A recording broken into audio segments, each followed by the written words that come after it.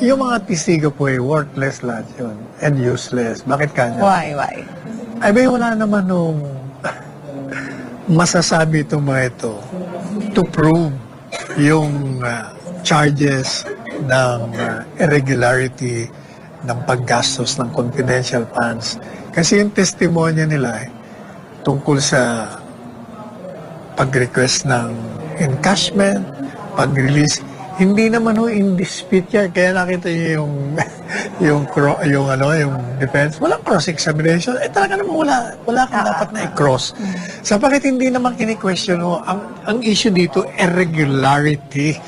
So there is nothing that this witness can testify to that will prove irregularity because the request for the encashment as well as the release of the money are not in question.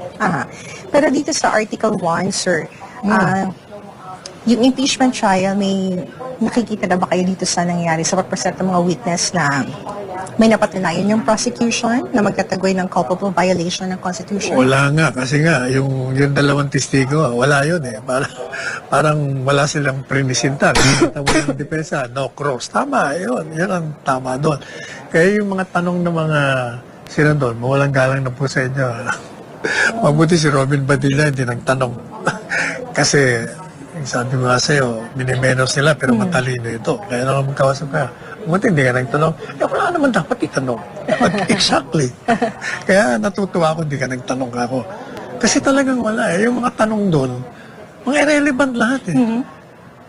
Lahat ng mga tanong doon, mawalang galang na ako sa inyo. Kasi, kung ang usapan doon kaugnay sa pag-release, sa pag-request, kung sinunod yung protocol, yun. Lahat ng mga tanong nyo relevant. Pero irregularity yung pinag-uusapan ng after the release eh. Kaya, yun yung mga tanong nyo, hindi na ako kailangan. Unnecessary.